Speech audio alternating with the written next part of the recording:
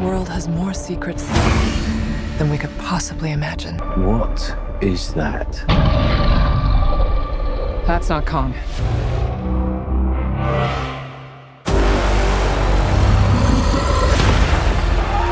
Kong can't stop this on his own. He won't be alone.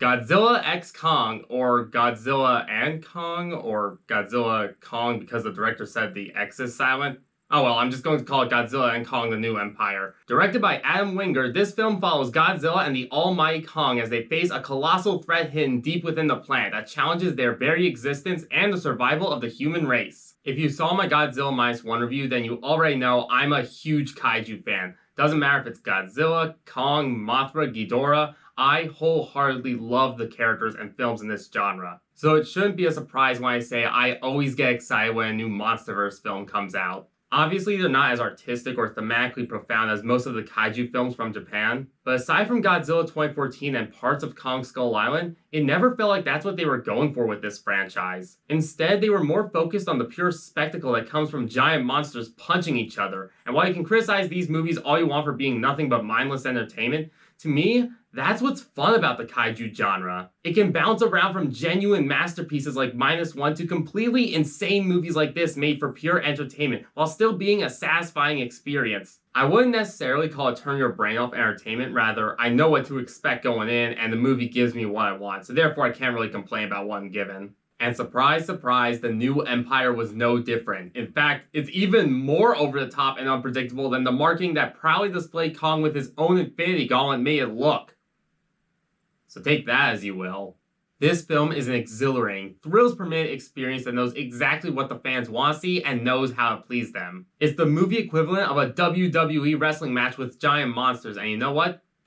I thought it was great. No, I'm not saying this film is a masterpiece. It absolutely isn't. It's insane, action-heavy, and from a thematic perspective, it's about as deep as a kiddie pool, but it definitely is entertaining as hell. I think what Adam Wingard excels at here is the sense of fun he brings to the action sequences. This film operates like it's an early 2000s action flick. It's non-stop chaos that keeps building and building, but it's the way he stages them and how they play out that makes them so exciting to watch. And with how this movie's paced, you could tell Wingard is ready to get on with the next one. For a 2-hour film, this felt like it was only 90 minutes. And by the time we got to the finale, my blood was pumping, my heart beating out of its chest. I'm a total sucker for final battles that take up the entire third act of a movie. And when you see the image of Godzilla and Kong charging into battle and then duking it out in a major city, destruction and all, yeah, not much more to be said.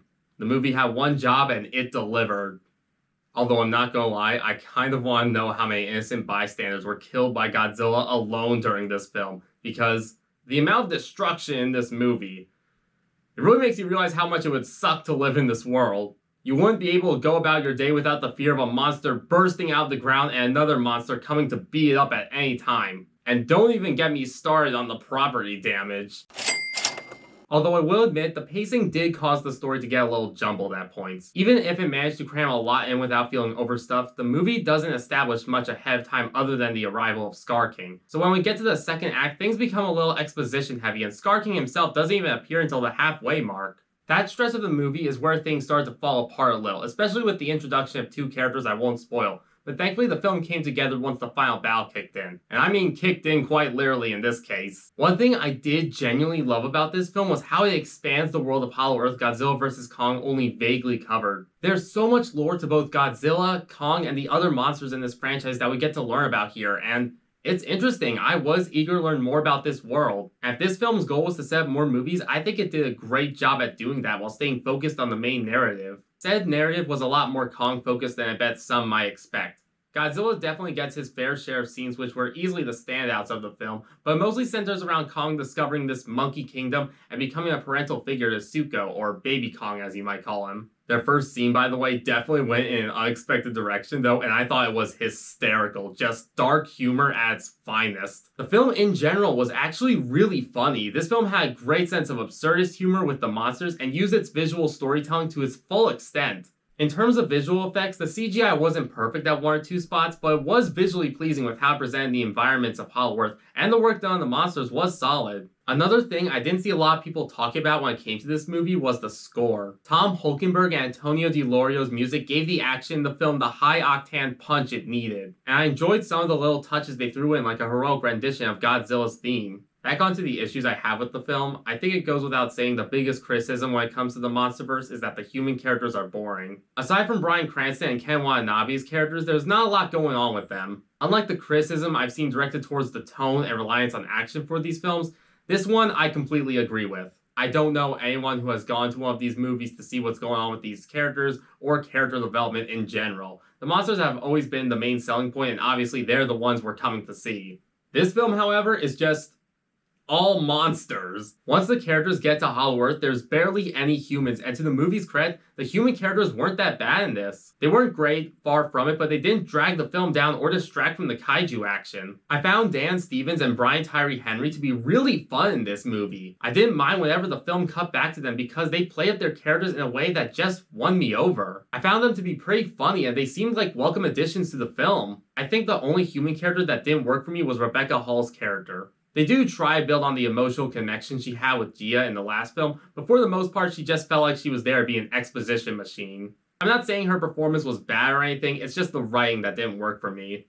Other than that, the humans were mostly passable in this. The only times the human characters really brought down the film for me was during some extended scenes in the beginning, but that was it. Godzilla's urge to become more powerful and Kong's emotional connection to his new childlike figure was where the film stayed, and that was perfect. Godzilla Kong the New Empire is an over-the-top, overwhelming, insane film that is destined to become a fan favorite among kaiju fans and the ultimate guilty pleasure for others. Never falling short of monster action infused with pure adrenaline. Based on the constant cheering from my audience throughout the film, I have no doubt in my mind fans are going to cherish this movie. And at this point, I don't think I even need to say you shouldn't go into this with Shin Godzilla or -1 expectations. If you compare it to those films, you won't get much enjoyment out of this. These films are going for something completely different, and while I can understand this film being too overwhelming and absurd for some people, I just don't think it's a fair comparison to make. Again, this is a film where the poster displays Kong with an infinity gauntlet, Godzilla looks like he got back from a vacation in Barbie Land.